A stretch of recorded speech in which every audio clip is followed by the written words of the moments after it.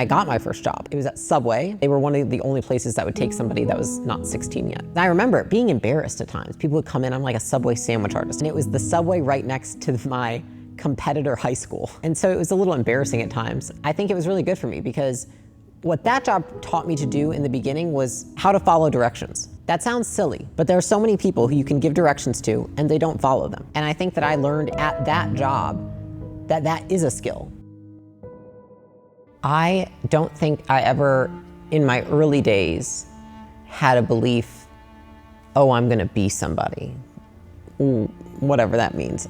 But I think that the mentality I had was, don't stop until you are. Do I believe that I can get there? At that time, no. But did I believe I could work harder than anybody? Yes, I believed I could, and work harder than anybody's relative, but I think I knew that I could put in the work to at least have a chance at it.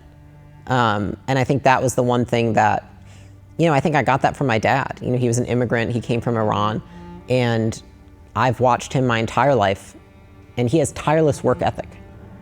And he always said, you don't have to be the smartest, you don't have to be the best, but you can work harder than everybody. And he's like, that's the approach I've always taken.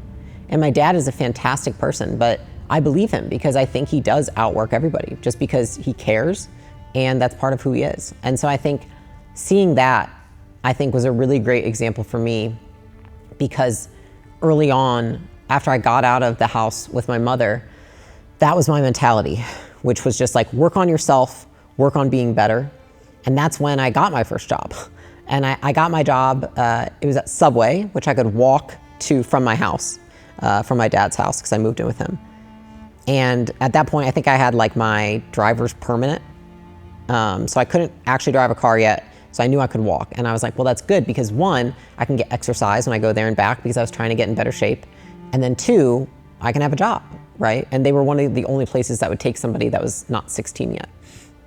And so that was my first job, and it was purely to make money. I was just I need this money to save up to buy things I want. It was just, that was it. It wasn't oh, I'm going to work so hard on all these things. I think I just accepted that I need to start from the bottom because I remember being embarrassed at times. People would come in, I'm like a Subway sandwich artist. I'm making their Subways, and I'm a girl also. There's more men that worked there. And it was the Subway right next to my competitor high school. So all the football team would come there and get subs or all and so it was a little embarrassing at times. But I think it was really good for me because what that job taught me to do in the beginning was, and I think this is a skill, but how to follow directions. That sounds silly, but there are so many people who you can give directions to and they don't follow them. And I think that I learned at that job that that is a skill because I saw all these other people that were working there get fired because they wouldn't make a sandwich correctly, because they wouldn't do the opening or the closing correctly, simple things. But they are skills nonetheless. And I'm grateful that I started there because I think it was humbling and it wasn't glamorous, and none of my first jobs were. But they taught me things that in the moment I didn't realize were important, and I look back on now and I can pinpoint everything I gained from each one. Yeah, there's a quote by Steve Jobs, again, not word for word, but the dots will connect looking back. And it does it, you don't know going forward. But yeah. I think we've had it with Mulligan brothers and all the jobs we worked, laboring jobs and all this kind of stuff. And there's so many different things in that. I think the biggest one is honing work ethic for us was a huge thing. I'm gonna load more bricks than anybody on site. That's just what I'm gonna do because that's what I do. And I don't think there was a reason. I didn't get paid more for it, but it just felt like that was the thing. I hope you're enjoying this Leila Hormozi video. It was sponsored by mulliganbrothers.com, where site-wide right now is buy one, get one free across all t-shirts. The mission behind the clothing brand has always been to inspire change and to be able to deliver this content on YouTube for free. This support from you guys allows us to do exactly that and get our film crew out to Las Vegas to be able to go and film Leila Hormozi. So all t-shirts are buy one, get one free if you use code SALE at checkout. That includes the all new symbol designs, the Inspire Change t-shirts, the classics. Absolutely every single t-shirt in any combination is buy one, get one free using code SALE. Also, everything across the site is now discounted, from the hoodies to the posters, and yes, including the journal with some heavy discounts with a link in the description. Once this is gone, guys, it is gone. Thank you for supporting projects like this, and we promise to continue to deliver great motivation and great inspiration. Let's jump back into the video. How valuable is work ethic and how far can it take you? I think that in the beginning, it is probably one of the most valuable skills you can have, because when you're just getting started, oftentimes it's not that you lack one skill or even two, but you might lack 3 or 4 or 5 skills.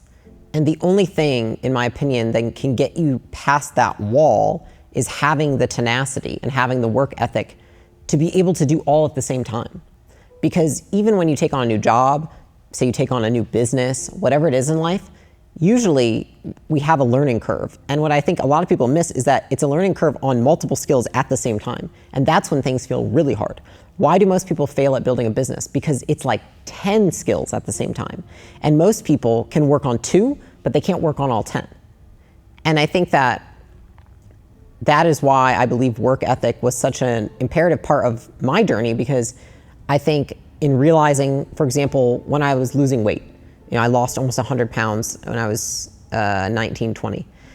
And that process was, it's not just that you're starting to work out, but you're also learning how to cook food. You're also learning to measure food. You're also learning to, not eat at party. Like, those are all skills, and prior to this, I was in fitness and nutrition. So I could tell you all those things are skills. Not taking food when people ask, not finishing food on your plate, skill. Counting your calories, a skill. Knowing that there's calories in soda, skill. These are all, it sounds crazy, but they really are. Remembering to weigh yourself every day is a skill. Measuring yourself with tape is a skill.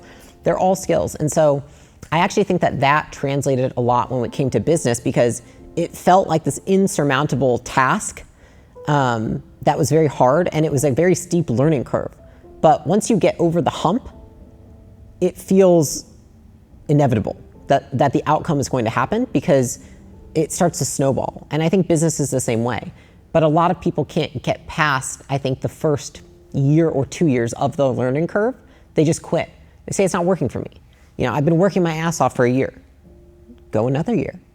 I think that a lot of people don't realize that they're accumulating, maybe in that first year, they've accumulated 2 skills, but they need 2 more to be able to get what they want.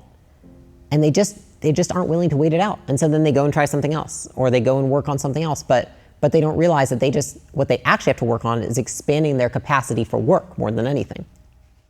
Thank you so much to Leila Hormozi for sharing this story about working at Subway and creating a work ethic in that kind of environment. It's so important. You don't have to be in your dream job to work hard. And there's this concept around working hard where people think, I don't want to work hard for a corporation. I don't want to work hard for somebody else's back pocket.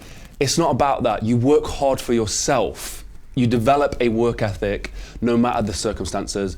My brothers, my sisters, everyone who works within this company has a hard work ethic because it's for themselves. When we used to labor on the building sites, we were doing it not for ourselves. It wasn't our own company, it was for somebody else, but we worked as hard as we possibly could because it's about developing a really, really strong work ethic.